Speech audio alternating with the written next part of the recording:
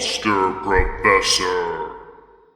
Welcome to the Monster Professor, a show in which we discuss and explore monsters in literature, myth, film, games, folklore, culture, and beyond. I'm your host, Josh Woods, author, editor, professor, and monster expert. And first, a few short housekeeping notes. I'd like to welcome the many new listeners. It was really cool to see hundreds of new listeners coming in on all sorts of different platforms on which the Monster Professor airs.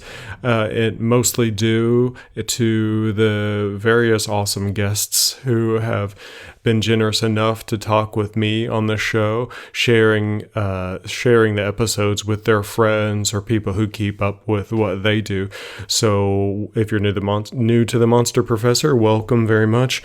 Another housekeeping note, whether you're new or you've been with me for a while, don't forget, if you haven't already, drop a rating or a comment on whatever platform you listen to the show on to let other people know what you think about it. If you like it, say why you like it, or that you do. If you absolutely hate it, but you listen anyway, and then maybe explain yourself about why you would do that, but also let them know the truth.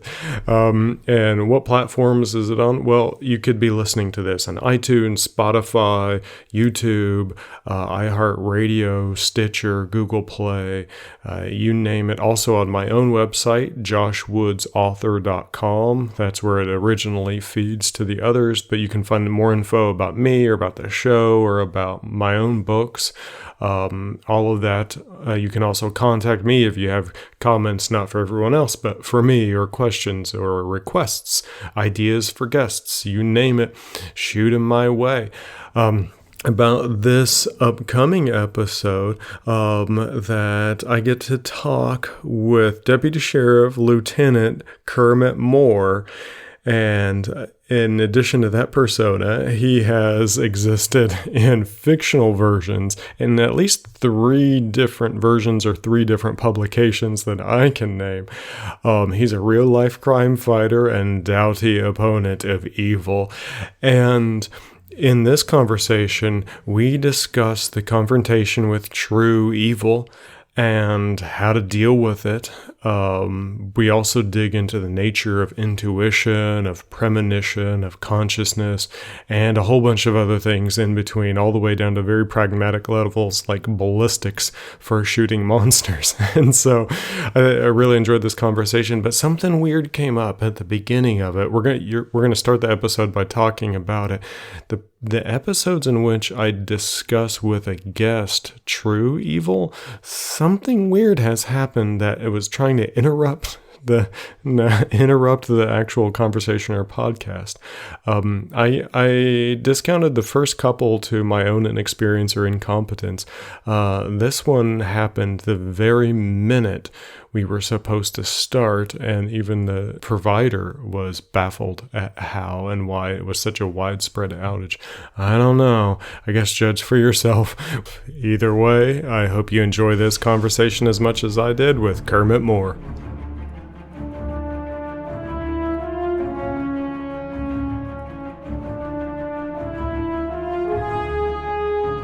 All right, if he's in, I'm in. So I was just going to start the recording mid-conversation, and I think our first topic should be this, if you're okay with that. Yeah, let's talk about whatever you want to talk about. But yeah, this is particularly relevant, I think. I think so too. Okay, so for everybody listening right now, what has just happened is, for the first time ever, my internet goes out mid-conversation in the podcast, and the internet service provider, it's a surprise to them. They don't know what's going on, and then when they got it back up, it went out again. And on the phone, I talked to the internet service provider customer service tech lady, and I asked her, since I was actually in the middle of a podcast about fighting true evil, do you think any black magic or true evil had anything to do with it? And she goes, well, if it is, it's strong black magic, because I don't know what's going on. And I said, that's not a denial. She goes, I'm not denying it. So could you say again what you just said about the immune system? Because I love that. Well, well, you know how our body tends to fight off things, and it could be it's not even an automatic. It's an automatic response. We don't have to think that our body needs to do it. It just kind of does it when it has an invader. Yeah. And if there's some kind of energy, it could be conscious or unconscious out there, and there's something, a threat to it, perhaps it's responding to it and trying to block your work. I mean, and I thought this for a while, and especially after hearing one of your other podcasts recently, you're kind of like the Joe Rogan of the supernatural. This brilliant guy who is very multifaceted. You train in a lot of different physical things. You're a fantastic writer. You just have a fantastic mind, and when you start focusing on something like what you're passionate about, you're passionate about your writing. You're passionate about monsters. You're passionate about this, not called the supernormal, and you don't do it in a tongue-in-cheek way. I mean, you're very serious. You're very fun about it, but you're also very serious about it. And some things, just like, well, I'll use people as an analogy. Some people don't like the light to shine on them when they're trying to operate in the darkness. And there is an entertaining aspect of what you do, but it's also a very practical and real aspect of what you do. That it's possible that something, or maybe someone that listens just doesn't like it. Maybe, I don't know. Like, I wouldn't really have thought much about it, but it's an odd coincidence. The last 3 episodes, something bizarre happened on the other end or on my end that has never happened before, within a year of doing this kind of stuff. So I'm starting to wonder, man. I don't know. And so I like the supernatural version of Joe Rogan. I don't know. Well, you're both into MMA. You're both very smart, great podcasts, and I think you're just much more well read and literary, and I think you're just an awesome person. Well, thank you. So it's a pleasure to be. I've always thought so, and it's a pleasure to be talking to you. Thank you so much, man. It's a huge pleasure and honor to talk with you. And so, if I haven't said it yet, I get to talk with Kermit Moore right now. Now, among other things, am I correct in saying your job title is Deputy Sheriff, County of Roanoke? Is that right? Yes, well, actually, I'm a lieutenant on one of the shifts, and we're all deputy sheriffs, just a different ranks. So right now, I'm one of the shift supervisors. So lieutenant. All right. And some of the listeners might know you in some of your, I guess, fictional forms, because anyone who has listened to or has read one of my stories in my newest book, Oh Monstrous World, it's called In Which Pinckney Benedict, Kermit Moore, and I Go A-Hunting for the Big Muddy Monster. And this is that Kermit Moore that I get to talk with. In addition to that, those who have read or studied any of Pinckney Benedict's fiction might have come across an excellent story of his called Pig Helmet and the Wall of Life. And in many ways, Pig Helmet is inspired by you as well. And then there was a time, it was about a decade ago, in which I was editing an anthology that I'd come up with called The Verses Anthology through Press 53.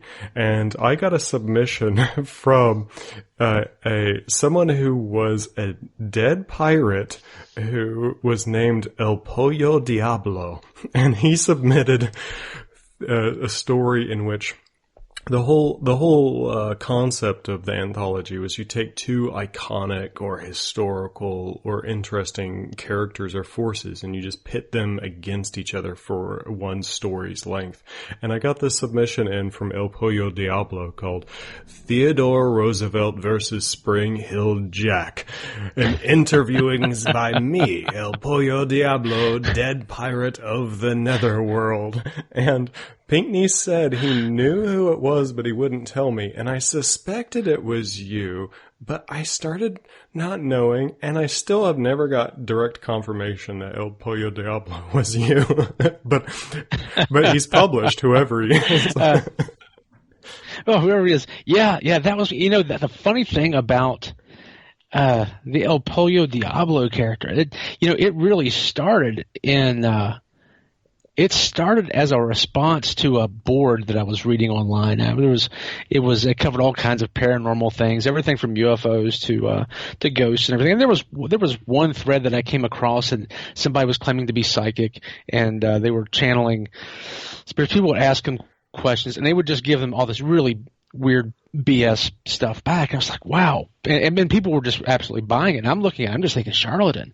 And so I just started kind of doing the same thing back, but so tongue-in-cheek as to be obvious, that this is what I was doing was not real, which was basically portraying a dead pirate that would answer questions from the living, and predict the future and stuff like that. And it was not appreciated on those boards, because I can tell you right now, if I had thought somebody was sincere and real, I would never poke fun or anything like that with somebody that was really sincere. But it just seemed like there were so many people that were just trying to manipulate other people. I was trying to lightheartedly get people thinking in a different direction. But anyway, that on top of like this way that people could become so false in social media as it was coming about at the time, and that time it was MySpace. It was a little bit before Facebook, and people could be anybody. So I just transposed that character over to MySpace and just tried to have fun with it and make it something fun for people just to enjoy. And even there, at least one person got mad at me, because I would always try to lift people's spirits, or just do something funny, and everybody was following along on that spirit. But one person asked me specifically about Ted Bundy, and I think I was probably just in a specific mood that day, or like, what was Ted Bundy doing? And I was like, oh, he's burning in hell. Yeah, and they got so mad at Ted Bundy, not because I didn't pay. yes, they were not mad because the answer was short, because it was kind of deliberately short, because sometimes it would get kind of long, and I thought brevity might just be kind of entertaining this time. But they were mad because I seemed to be – this person had a serious infatuation with Ted Bundy. And me insinuating that he was actually burning in hell, it made her furious. Wow. Furious. Come to find out that through other associations, I think she's had like some other issues in the past, with how she deals with reality. But yeah, that was one that caught me way out of left field, that somebody was actually mad that I insinuated Ted Bundy might be in what passes for hell. God, that is crazy. I haven't, you'd expect that kind of like the quick offense and those kinds of reactions would come at me even more in this era, in 2019, 2020-ish era. But I have received a little bit of hate mail, but not nearly as much as I thought. Of course, you got to listen to, at this point of the recording, the John Michael Greer episode hasn't aired, but by the time people are hearing this, that will have aired. So I might change my tune by then, because that might be the most controversial out of any of the episodes, I think. But except maybe for this one. Well, I'm curious. Why do you think? I mean, I have heard it. I thought it was a fantastic interview. I loved what he had to say, and I love the questions that you asked him. What do you think it is about that might cause the controversy? Because what you said about somebody thinking that ghosts. When somebody made the comment that, well, ghosts aren't monsters, or ghosts are real. It's like, oh, okay, fair enough. And monsters can also be real. But at least I understood that. So I'm trying to figure out what it is you think might trigger people with that. I'm not really sure, because I can never predict. But that's true. But something. My best guess would be something to the effect of that he's a true, sincere druid magic worker. That he's unapologetically an occultist, and that he doesn't hold to anything, say, Christian or anything non-pagan. Like, he's a full-on pagan, he's a full-on occultist, he's not playing around at all with it. And he thinks it's a path to true, he thinks it's a true path. And, yeah, but he was so kind of open and inviting and non-aggressive about it that I would think anyone would be wrong to be offended. But, that was my guess. Well, and I see, I feel the exact same way with you. I mean, there was nothing. He did seem very open. He wasn't pushing anything on anybody, and I think only truly dogmatic people, no matter what their bent, would be the ones to be offended by somebody that doesn't kind of follow their creed. So, like, if that triggers some callers, or some listeners, I should say. I guess I can see that, but I don't. This is not very enlightened. Complaint. That's true, and I think the truth is that the real complaints are always going to be things I don't predict, like people getting mad at me about the Phoenix or the Beverly Hillbillies or something. Yeah, it's or Dead Bundy burning in hell. It's you're right. It's the things you don't see come, and you in some ways you just can't pay too much attention to that because you can't predict it, and you can't censor yourself either. You're just not being true to what you do. Yeah, and so. Well, if at this point people are wondering, like, wait, how do you two even know each other? Well, mostly we know each other just by chatting online and stuff all the time.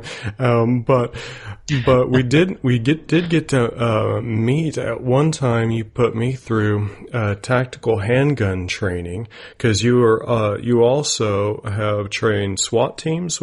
Am I correct in remembering that? I was our range master, which was lead firearms instructor for several years, and firearms instructor for over a decade, and firearms instructor while I was on our emergency response team for about 7 or 8 years. So it was one of the.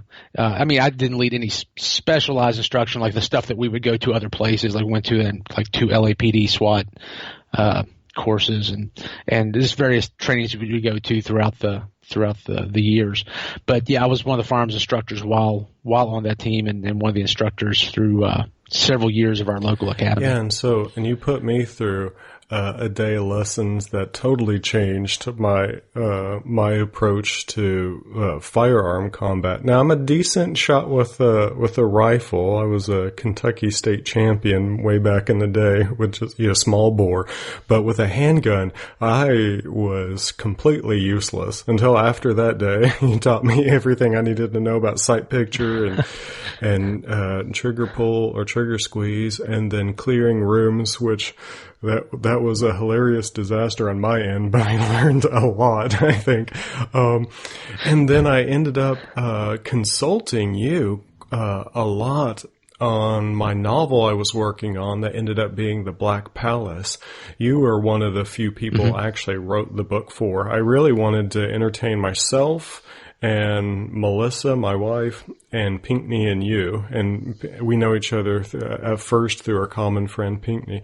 And that was about it. I just hoped that you guys would like it. And you came up with these fantastic ideas for the exotic rounds.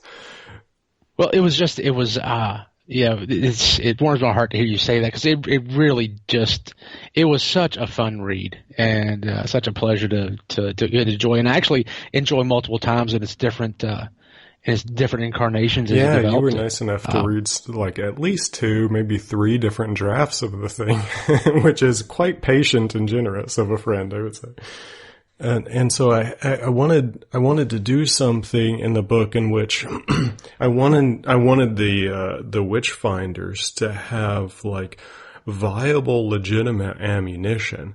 Like if you wanted to shoot splinters of white oak into someone's heart, or if you wanted to shoot, say, mirror shards into someone's heart, how could you get it through the barrel, out the muzzle, across the distance, and into the target without like losing it beforehand and without it not dissipating? And you came up with a brilliant idea.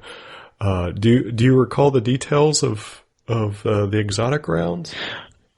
Well, I remember we were trying to find a medium that would keep everything from one place and keep the mass heavy enough to actually penetrate, and it wouldn't scatter all over the place.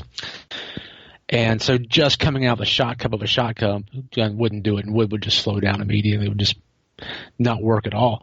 But yeah, I got the inspiration from the beanbag rounds law enforcement uses, which is basically lead shot in a type of fabric. It's a really heavy fabric, so it doesn't come apart. and trying to come up with some kind of fabric that we could use that would actually come apart on impact, or or at least come apart enough, but still stay together as it left the shotgun and the shot cup.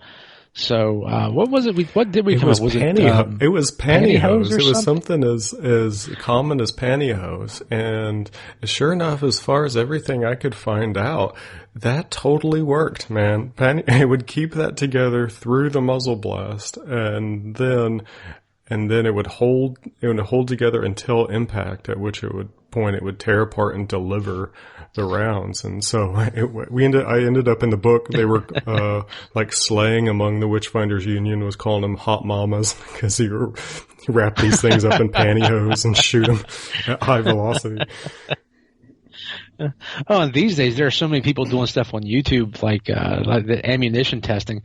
I think these days it would be so much easier. You could just reach out to these guys, say, I think this might work, and they have the skill to actually do the ammo loading themselves, and money and backing. They would probably just film the results for you and say, yep, this worked. Yeah, this they do didn't a lot work. of cool stuff, especially with that that air compressed ballistics, the level to which they're doing Yes. That's fantastic stuff. So the beanbag round that you have you. Mm-hmm. I know sometimes law enforcement people have to get like shot with or hit with some of the non-lethal stuff.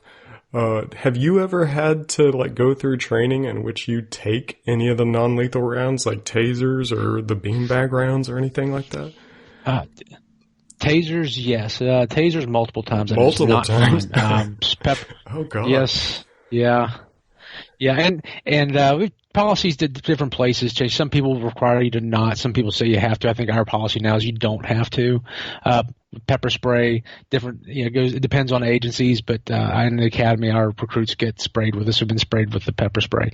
The beanbag round. Interesting story about that. The answer to those kind of things are no, because they're considered less lethal, which means it doesn't mean it won't hurt you. It means it can kill you, but there's less of a likelihood of it killing you. So that's why that's the term less lethal. So it's usually not advised that people get shot with it. But we did do some testing at one point, and one of my friends at work, he put on a lot of what they call red man armor, which is like foam armor they use for defensive tactics, and they were going to shoot him with it. And I had been dumb enough to volunteer myself to also be in the lineup to get hit with it, and.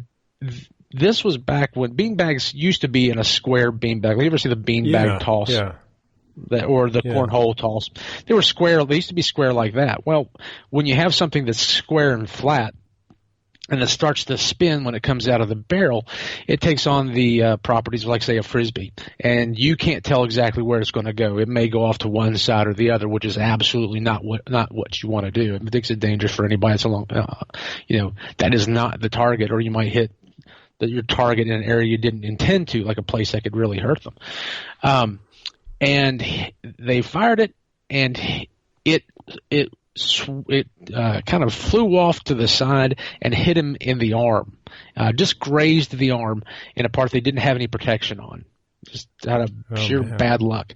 And the skin was actually fused to his shirt. Oh my God! When we pulled the shirt up, it had just the impact and the abrasion was so harsh that the skin was stuck to his shirt when we pulled that up. He actually had to have plastic surgery to take care of that scarring. And so I couldn't get my padding off fast enough. Like, no, this was stupid. I don't even know who thought of it, but we should do something special to you for just coming up with the idea. And I felt stupid for even volunteering. But beanbags now, they're round and they have kind of a tail on them that provides stabilization, so they're much more accurate now. That would be much less dangerous, but it still can absolutely ruin somebody's day. So it's just one step away from shooting them. It's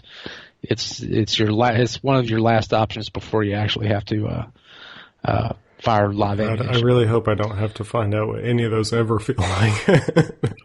I suspect unless something goes horribly, horribly wrong in your life or with society, I don't think you're the person that's ever going to be on the receiving end of anything like that. I don't know. I make bad decisions every now and then. But you never know what kind of this negative energy that's out there that keeps trying to shut you up. You never know how it's going to manifest itself. You never know. So, yeah, maybe might possess a cop like Maniac Cop.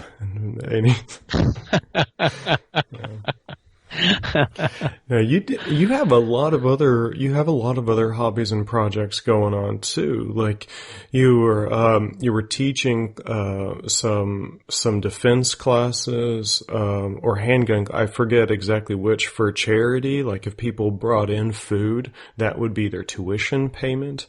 Is that right? Yeah.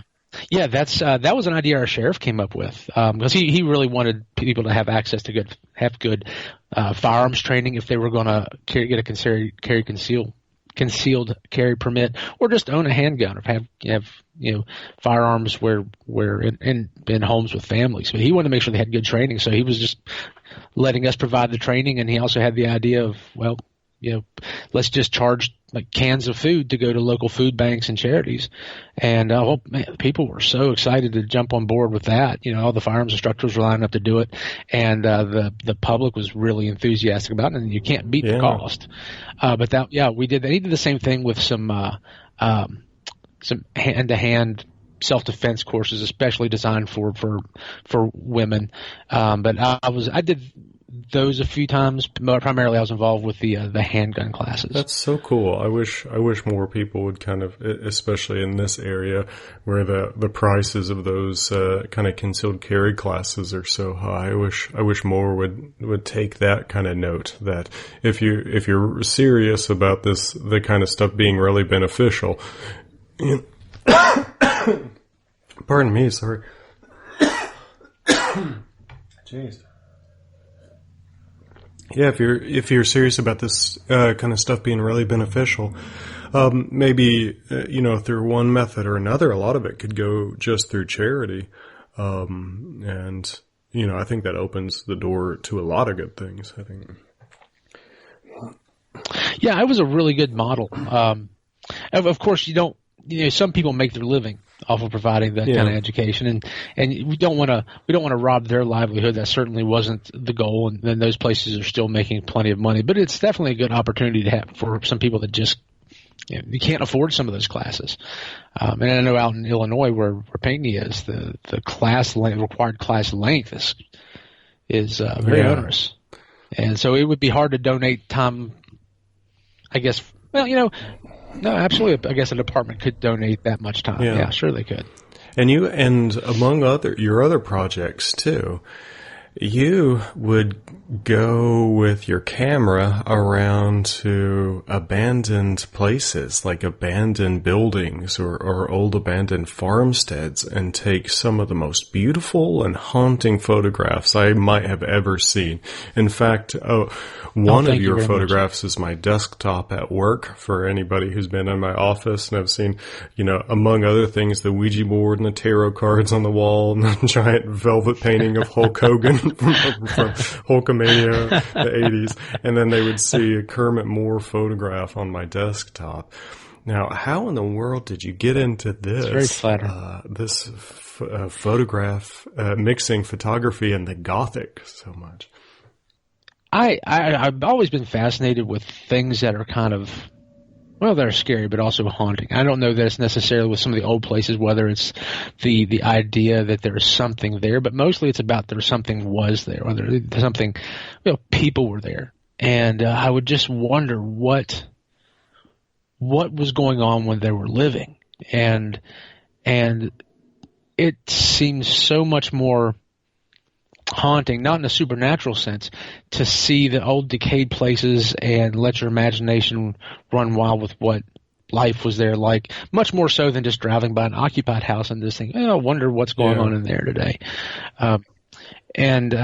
So anyway, that just kind of captured my imagination. I started taking a few pictures here and there, and I also was thinking about different stories that could go with each place. And then finally I just dropped the whole story idea and just became fascinated with the places themselves, and it soon became not so much about taking the photos as about just seeing the place and feeling what it was about. And I think that's probably, when I was able to do that, that was probably some of my more successful photographs, because I wasn't trying for anything to do anything but just capture how the place felt. Yeah.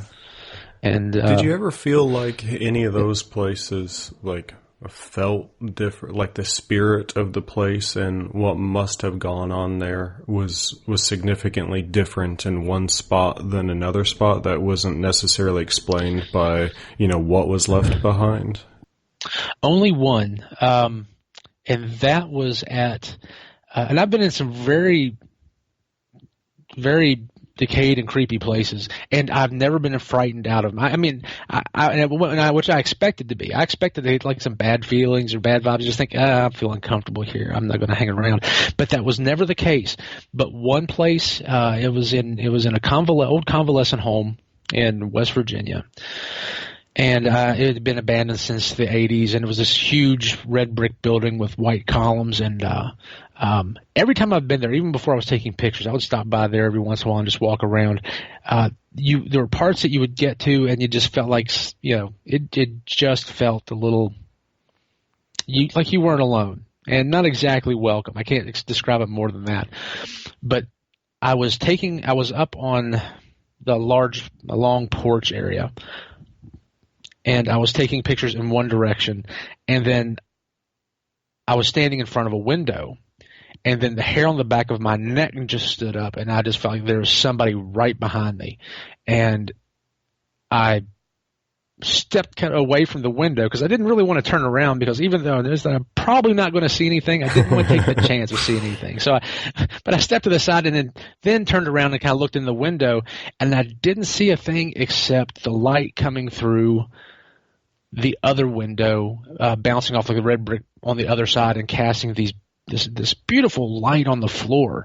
And that was a picture that I loved taking. And I felt like after that, that was just something was tapping me on the shoulder saying, look over here. But as far as bad feelings, like not in any places that I went to photograph. Where I work has been slightly different, though. There are places at our courthouse that nobody's really a fan of. Yeah, that's where I was hoping we could go, and I wasn't sure how comfortable you'd be talking about this, spiritually, emotionally, or even legally. But I was curious about your encounters out there doing your job with, where you have to get called. I mean, a lot of what you do is just helping real people through real problems, everyday problems. But every now and then you have to deal with situations and people that get really dark and really bad. And I'm still haunted by your description of this madman. I don't know I know the madman is not the politically correct term for someone who's suffering from mental illness, but the description of this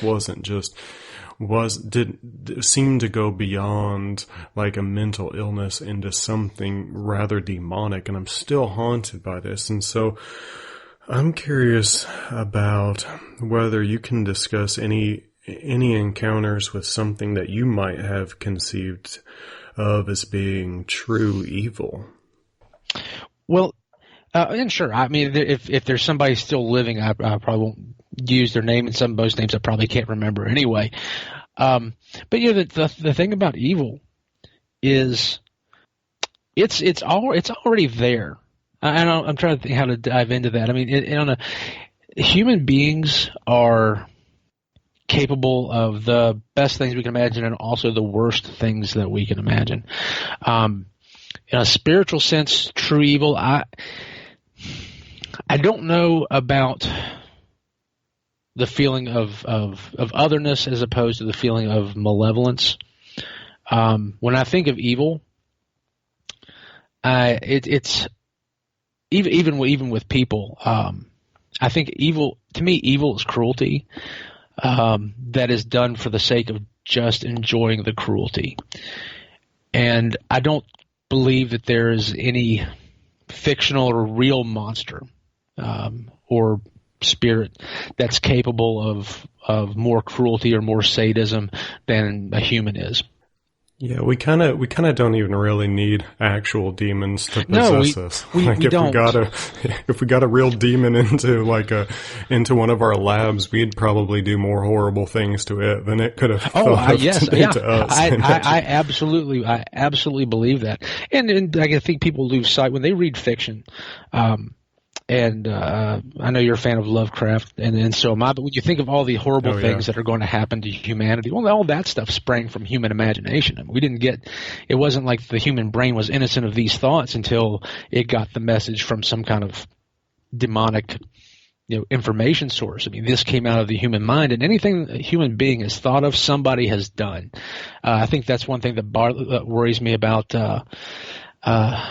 Some of your modern horror movies that really focus on the violence, like the Saw movies and the Hostel. It's I understand it's entertainment, but the level that people enjoy it as entertainment, it bothers me just because it's not as real. It's not as fictional as people want to pretend it is. All you got to do is go to some narco terror blogs about what's going on in Mexico, or keep up with how ISIS or what any country that has humans in it has done over time, to realize that that's not actually fiction. It's just fictionalized in a form that people want us to enjoy for some reason.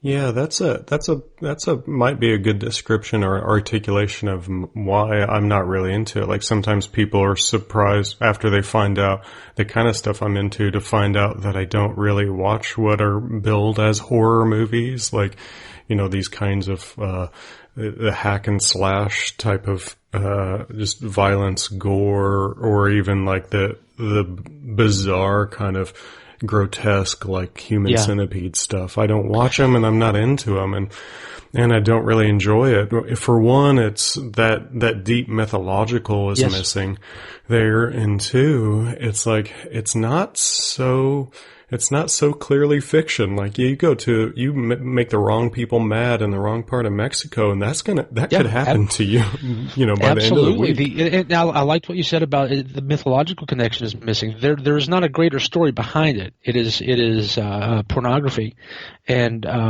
which is not neither good or bad, but people have to understand it for what it is.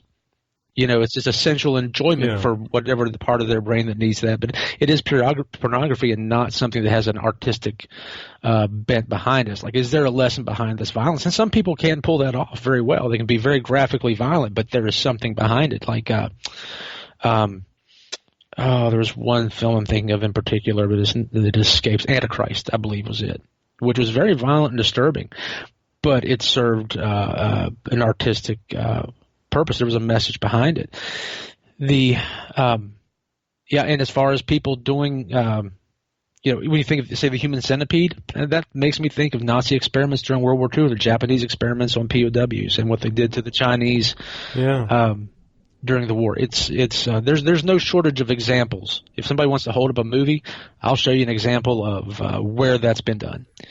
That you only have to see one family sit through a court case where evidence has been presented, or photographs of how their daughter was murdered, to see that this stuff has an actual impact. And it's really hard for me to take that as entertainment. Yeah, how do you deal with that, if you don't mind my asking? I'm just going to ask you all these things as if you don't mind my asking. How do you deal with seeing those kinds of things, and then not only like seeing the photographs, but sometimes like being on the scene when it's still there being photographed, or dealing with having to arrest the people who did these horrible things to other people, and then you have to go home at night and watch a Netflix show and eat some ice cream? Like, how in the world can you move from one world to fortunately another? My job has all been just been basically dealing with court stuff, or as they come in the in corrections and housing them. Road work, that's never been anything I've had to do. I've known people that have been involved in things like investigating the sexual crimes against children, and they end up going to therapy. That's because they're good at it and they do it too long, and that's so they don't have a great way of dealing with it, and you need to keep people in jobs like that in there for a very limited amount of time. Most of my stuff has been secondhand in most ways, or basically living with the person that committed the crime for a long period of time. When people on the road arrest them, they're with the people for a few hours, maybe longer if they're interviewing them, but we end up living with them. We spend gotta stay with you spend these more time guys. with them than you do your actual family. And in one way that kind of humanizes most of them, because you see everybody in their weaknesses, and just that a lot of people just made really poor decisions or dealing with mental health issues or addiction issues, and it doesn't free them of responsibilities of their actions. Everybody has to take responsibility for those.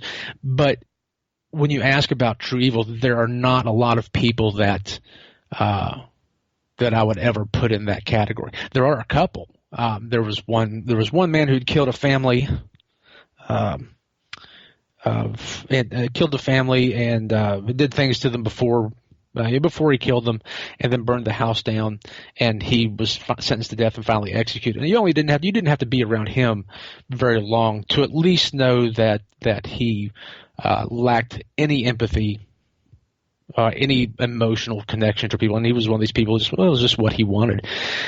Is that evil? It might be. The cruelty, I think, that he did was evil. There are other people that, I think they cross that line. But I don't know that people are ever truly.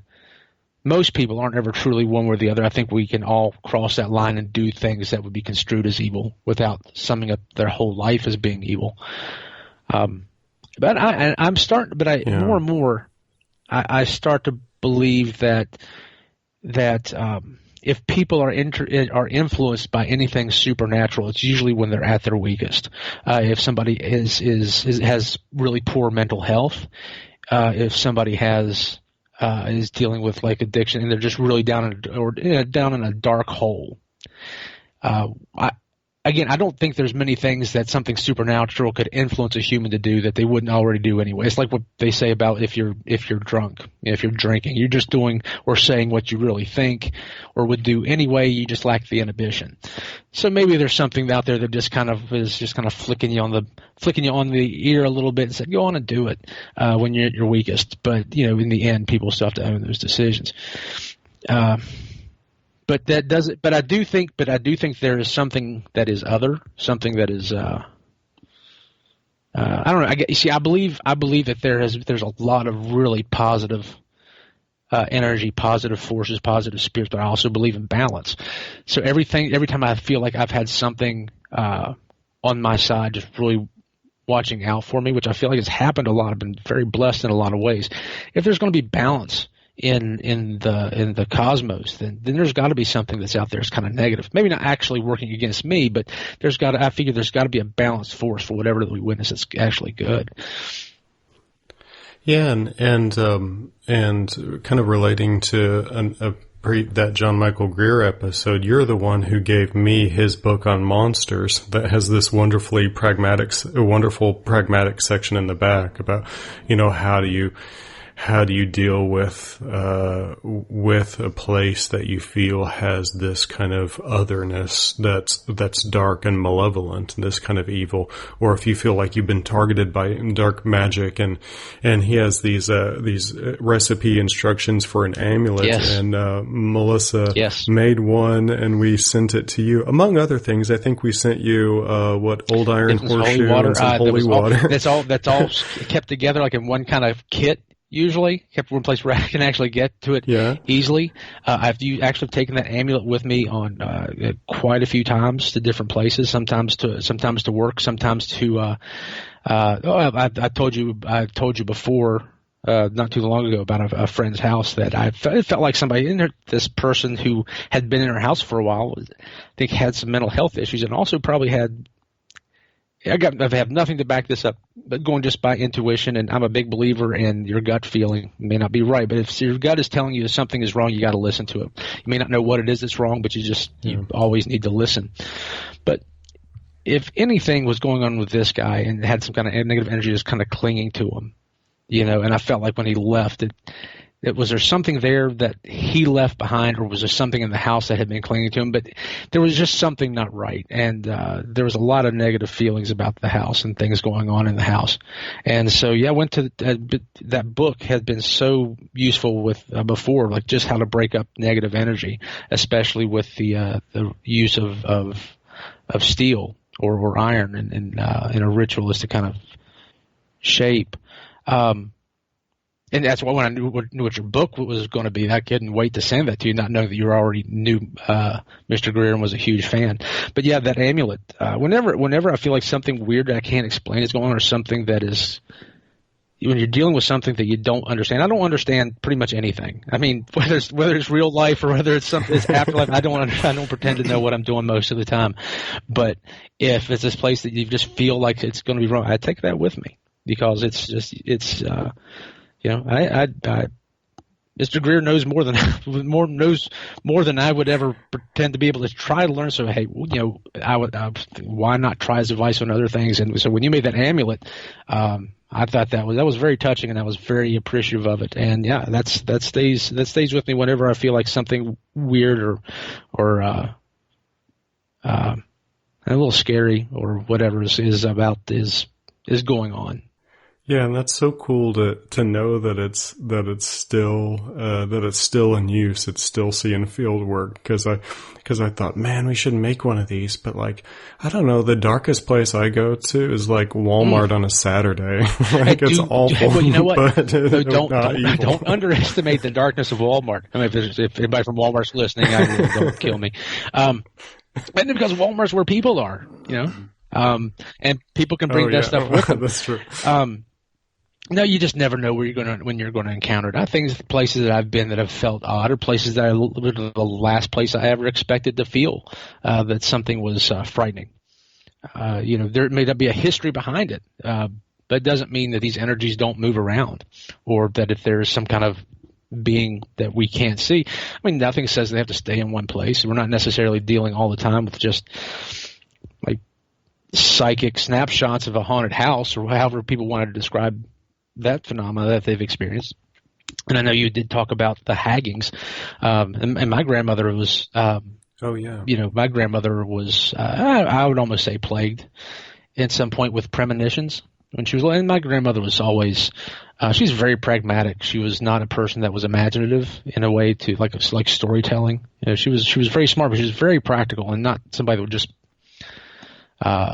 tell stories to entertain children. That was just never her bent. So whenever I would hear about premonitions or experiences she had when she was a child of people, dreaming people died, and they actually died either before had already died and they hadn't gotten word, or they died soon after, or had the apparitions appear. Wow. And she would have the dream?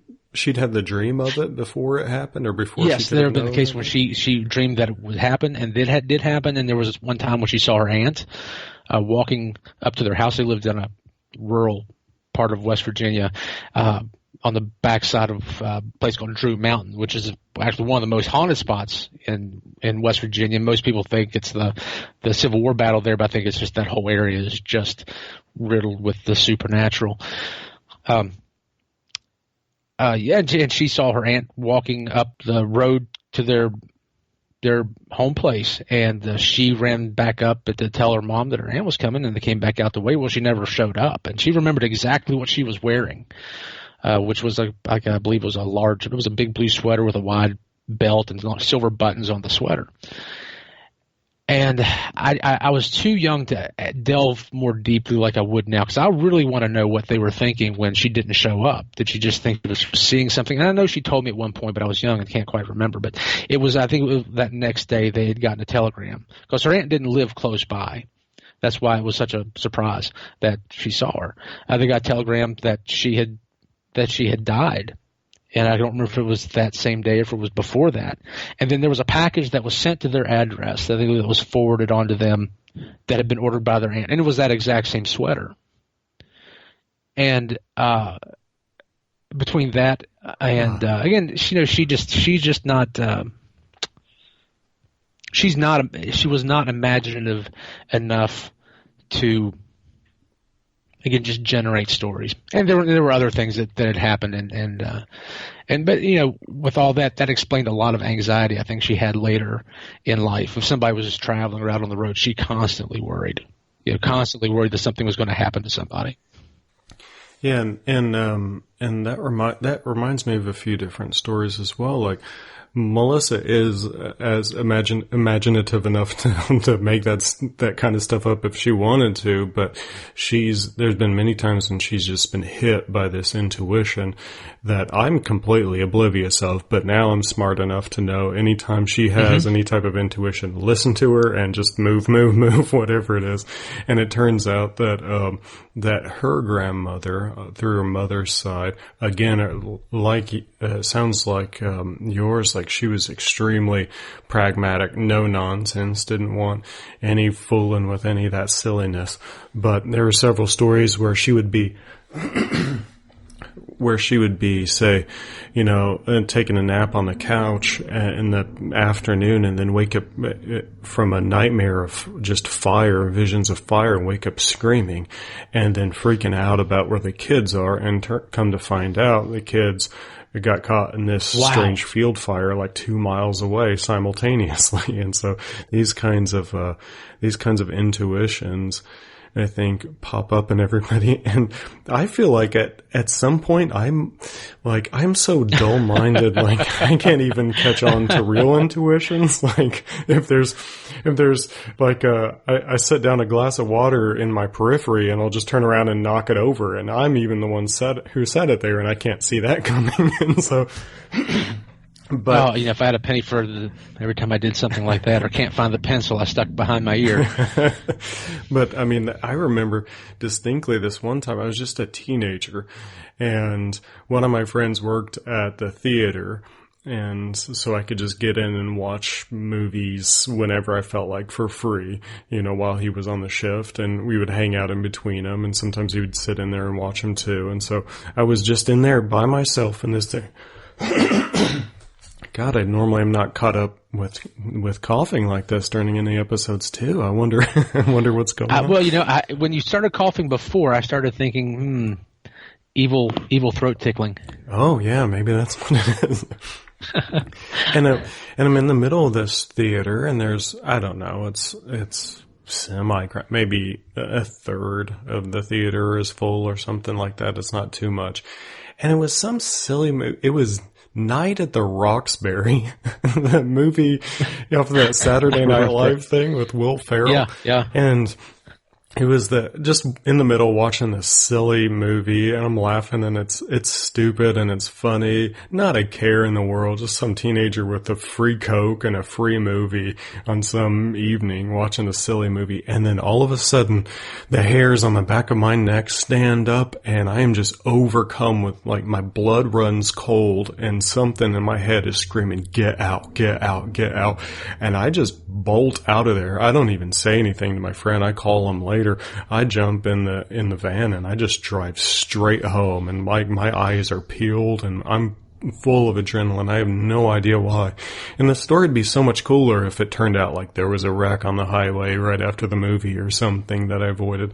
Nothing that I know of ever happened, and it was the weirdest feeling. And I had a few of those as a kid too, and some odd stories of my parents finding me talking to something that wasn't there when I'm just a little toddler in a house that they thought was haunted and stuff too. But if I had any of that, I have completely lost it now, because I can't, like I said, I can't even catch a glimpse of my water sneaking up on me into my rights.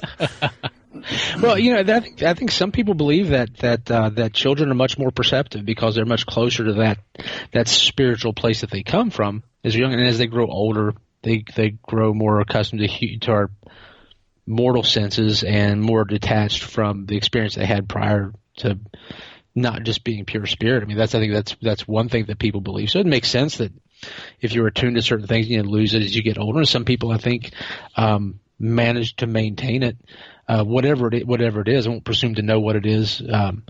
But the thing is, you leaving that theater, and people need to trust their guts. Whether we're talking about just being in a crowded place and you feel like something's wrong, you feel like something's dangerous, you don't need to know what it is. You don't need to know why you feel that way. It's just important that you start paying attention to everything that's going on around you, and if leaving is the most prudent thing for you to do, then you just do it. There's all kinds of people that ignored a gut feeling or a sixth sense or whatever you want to call it that wish they hadn't. Yeah. And there's plenty of people that paid attention to it, and it was obvious why it was good that they did. But the thing about, like, when you acted on that, the thing is you don't know what would have happened if you hadn't. And it may not have been like there's something bad happened in the theater, because clearly nothing did happen bad in the theater. Who knows what could have happened on the road if you left at the normal time? Yeah. Who knows? And that's from a supernatural perspective. If it's a spiritual warning, trying to make sure that you're not in danger. There's that. But we are, we're still, when we're not too preoccupied with our regular five senses, and especially now in the days of electronics and constantly staring at our phones and stuff, where we're just preoccupied with everything around us. Animals are able to. They have odd senses, and human beings had to have them. Just from surviving as a primate. That stuff's still in there. It's not like it's a modern anomaly that's popping up. It's actually really, I think, most likely a biological degradation that as it dies out as we just become more and more safe. Yeah, and even like some of the modern research on this kind of stuff. Now, the kind of stuff that Johns Hopkins is doing over there with psilocybin, I think, is really opening up what's possible to admit about consciousness. Now, yes. I think we're just now tapping into that. Man, I wish I would have asked Greer about that too. But anyway, even just as something as simple as they're doing some research recently on just trying to detect whether or not someone is lying. And it was as far as I know, it was a perfectly valid experiment with a control and everything. And they had, and a double blind, I think, as much as they could have. And they had groups of people who were trained in professional lie detection, say techniques, and others who had just learned a little bit about it, and others who knew nothing. And they brought in different people telling them lies and telling them truths. And it was simple. It was one of those things. Would you trust the person, or are they lying? Are they not? Do you trust them or do you not? And nobody could do better than 50-50, since it was a 50-50 kind of thing. Are they lying or not? Nobody could do better. Even the experts weren't doing any better. And a lot of the people did worse than 50-50. And then they would go back to, say, like, I don't know, 5 hours later or something, a long time afterward.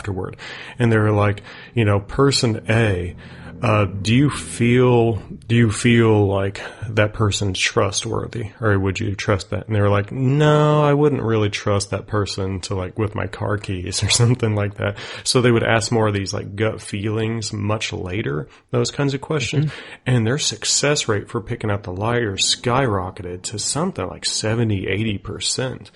And it was shutting down that rational brain and going back to that intuition or that gut feeling was immensely more accurate than trying to figure out whether someone was lying.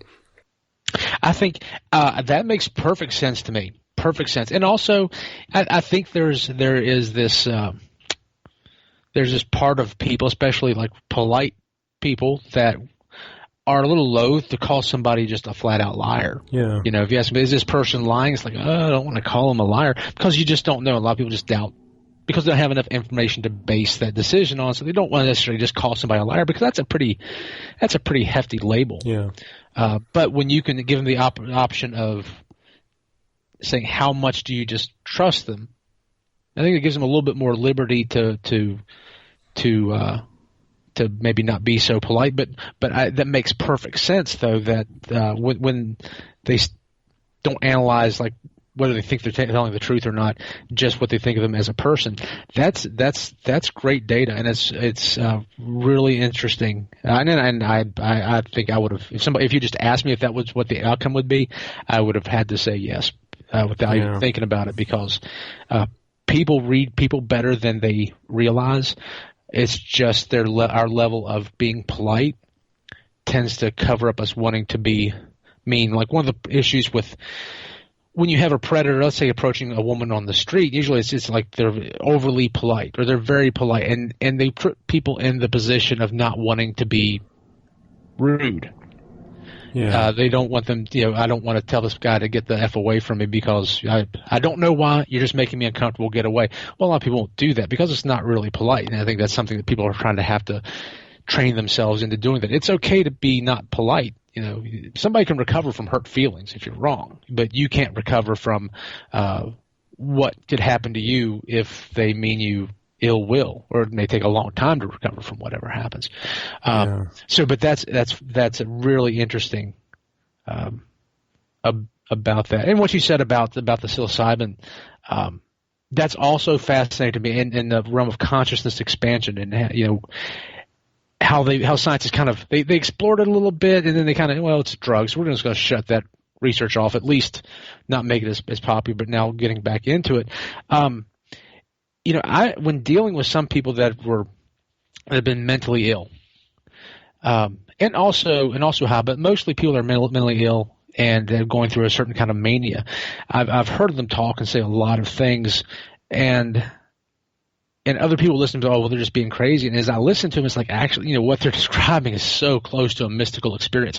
Now, some of it's a nightmare, some of it is a waking nightmare, but other things that they say is absolutely mirroring what a person that was not mentally ill or not under the influence of something, they would describe a mystical experience in the exact same way. So, what kinds of stuff would they describe or say? Oh, the feeling of oneness, of kind of like a universal love or connection with absolutely everything, which is, like with LSD, it's able to trigger that pretty well, or things like ecstasy. I don't know the chemistry of ecstasy enough about the effects of it to necessarily class that into that, but things that you only ever get with things that deliberately expand your consciousness or mysticism. And so I think there's a part of the brain that the hallucinogens are showing to be having some success to open up to, that I think people that have mystical experiences can tap into, and people that have certain things in mental illness also have more access to parts of the brain that experience that. I don't know really how it all ties together. I mean, even close to how it ties together, but it's just an observation that I've had. But of course, that makes, since the good experiences can be very positive and very profound, then the negative experiences, they're going to have the opposite. They're going to have that much weight in the opposite, and why people that really are delusional and having terrifying delusions, it's what's really heartbreaking, because it's is what they see, it's what they experience. Yeah.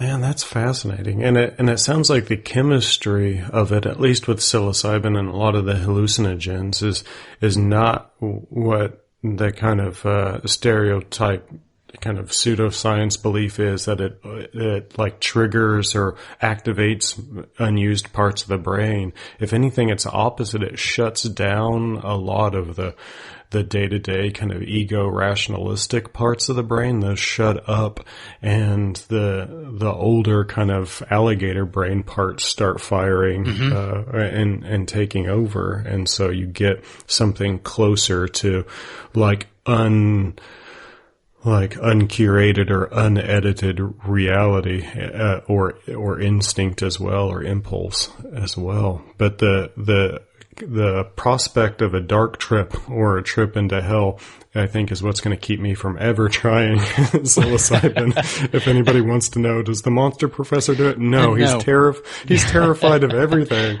I am definitely not going to take a red pill to hell. Oh my God. We see that, but I think a lot of that is also what you bring with you. I mean, I don't have any personal experience with hallucinogens, but I know people that have had like bad experiences. But that's like saying, like, would Josh ever have a frightening mystical experience? I'd have to say flat out no. I mean, it's kind of like the notion of hell. When I say like Ted Bundy is burning in hell, what is that? So I certainly don't know what hell is. I think that there's enough. I feel certain enough to say that people can experience hell before they ever leave this planet. People are going to experience heaven before they leave this planet, and it would be hard for any kind of supernatural supervisor, being the devil or whatever, to come up with something worse than what some people have to live through every day, except to make it last forever. I think that maybe that's what the hell is. It's the never-ending, the worst thing that somebody could torture themselves with. But that's. But it's like somebody like you just don't bring that with you.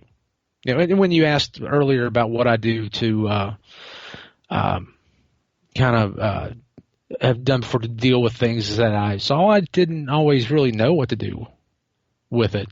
That's when you kind of channel some energy into writing or photography, or sometimes you just feel really bad for a while. But I think what started changing for me is when I could look at somebody and realize that is basically me in another form.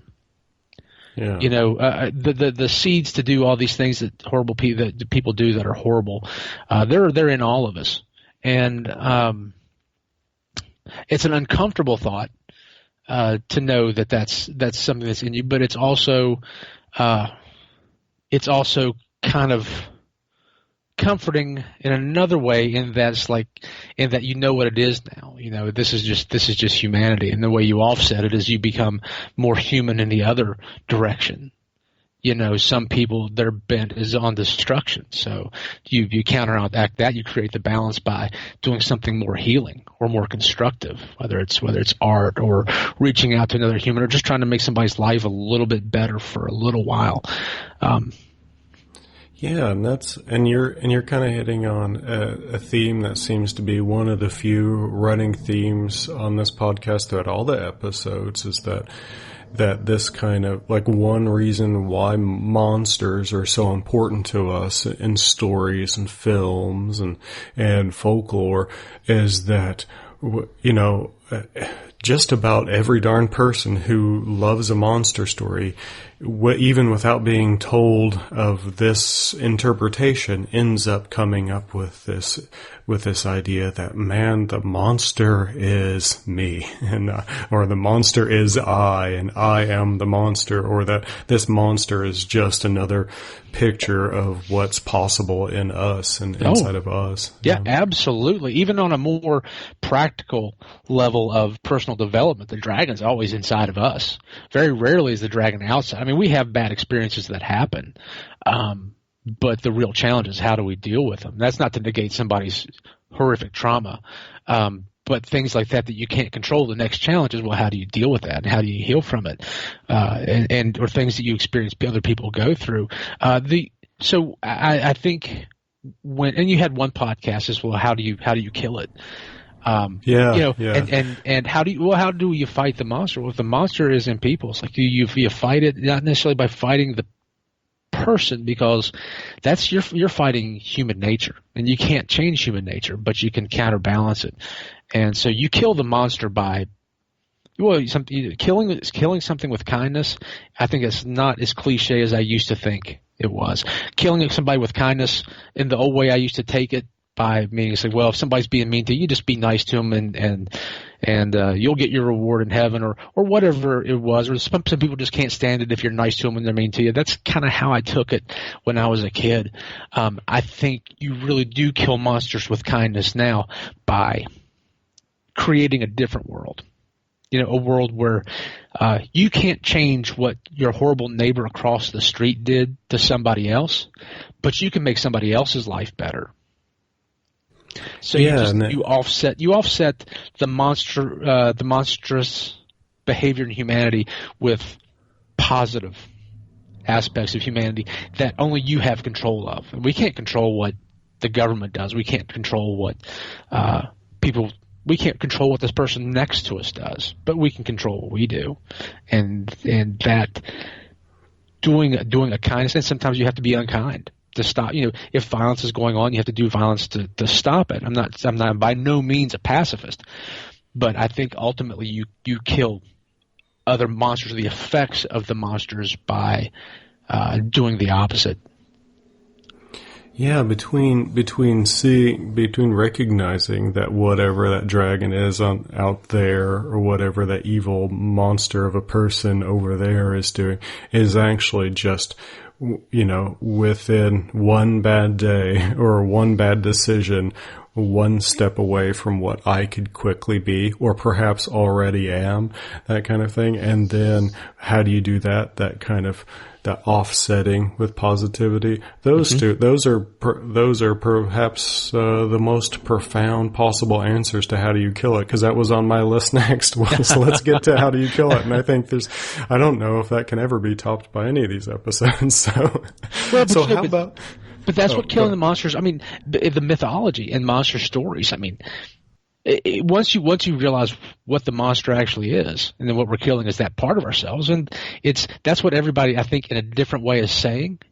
It's just it's just through mythological ways. Yeah. Yeah, and I think that's, if nothing else, perhaps one of Jung's great contributions to the modern era, a way to bring in some of the ancient stuff is, what if you saw all of this happening inside your own head and everyone else's? Then what can be gleaned from it? And then whole worlds open up, I think, of what those ancient stories were, and maybe why they were more important than we quite realize.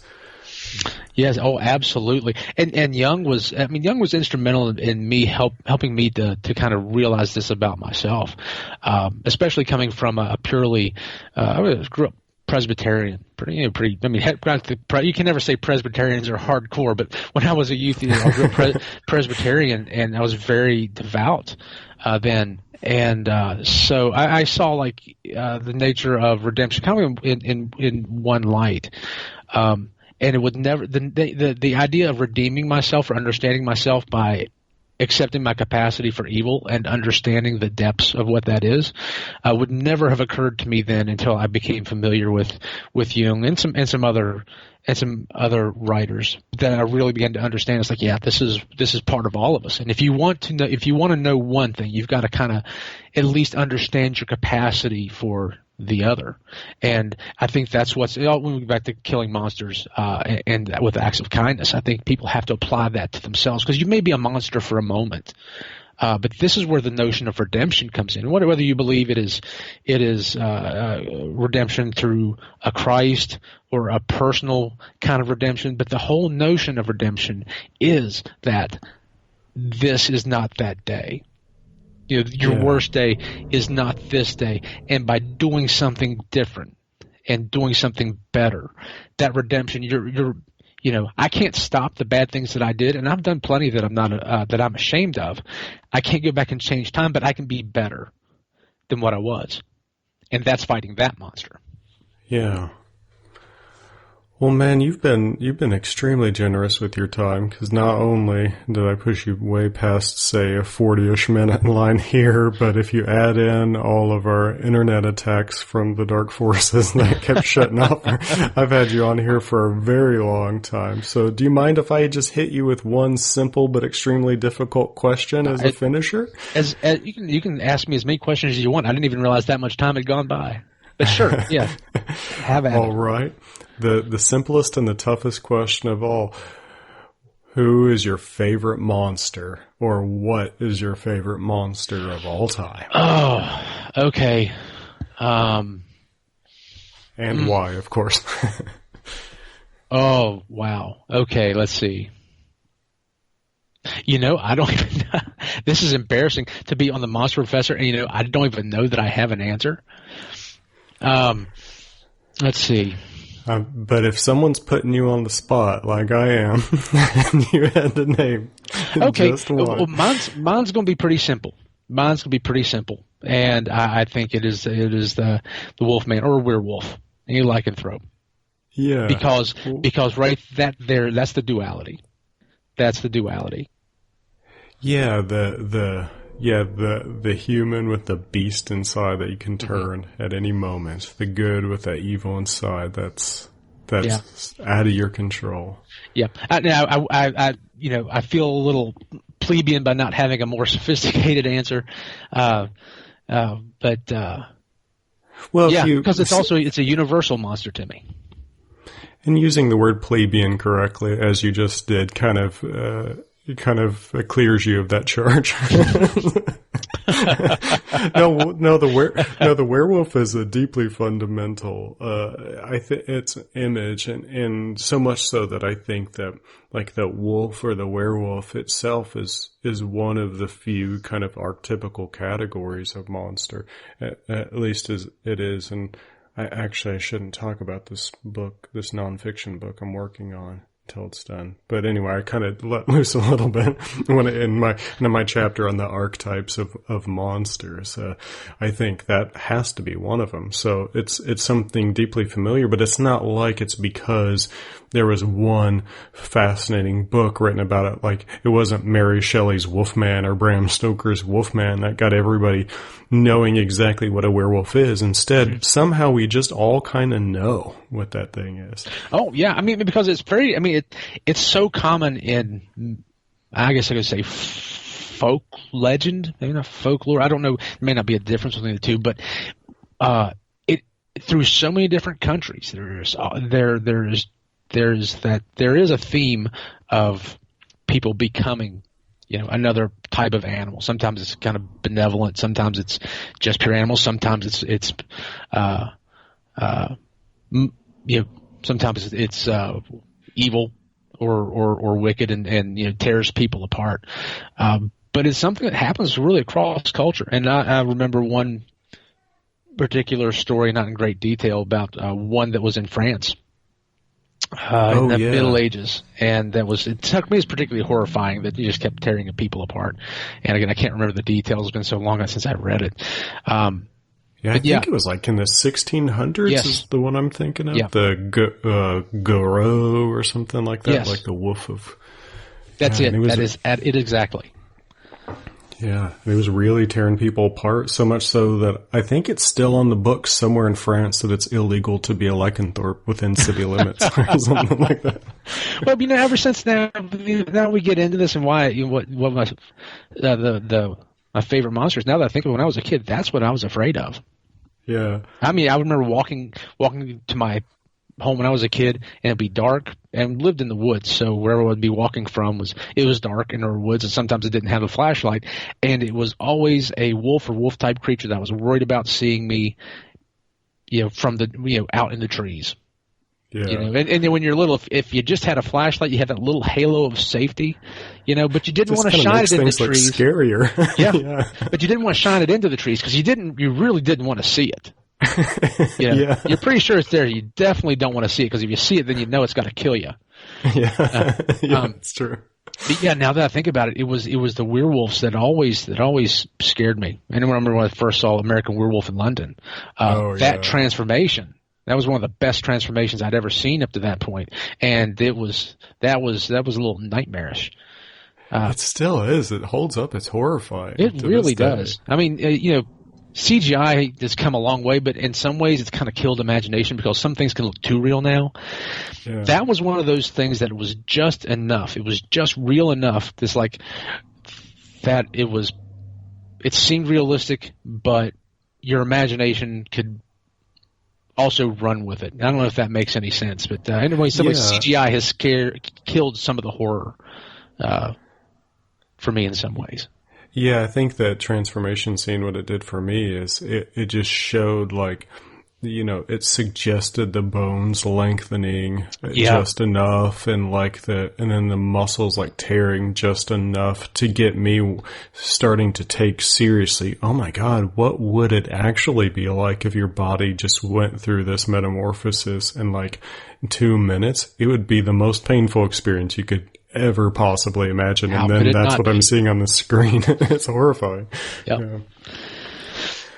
Well, Yep. thank you so much, man. This has been a fantastic conversation, and you've been extremely generous with it as deep as you are willing to go with some of these rather dark and personal questions, I think, and as well as with your time. It's been a huge pleasure. Oh, the pleasure is all mine. It's always great talking to you. What rare times we do talk voice to voice or face to face. It is definitely my pleasure to talk to you and to discuss some of these things with you, because I know that you take all this stuff very seriously, but in a way that is just pure. It is part of your passion, and it's great to see somebody just pursuing their passion and having such a great time doing it. Yeah, and what I end up calling this podcast really is just an excuse to get to talk with people I want to talk with. And you're somebody that, we could have Skyped and just talked about these kinds of things for the longest time, and we just didn't. And now here's an excuse to make us actually do it. And so I'm really glad we did. Well, then I guess we're just going to have to Skype more often and just have conversations then. Yeah, that sounds great. I'm in. Well, thanks again, man. You're very welcome. Thank you.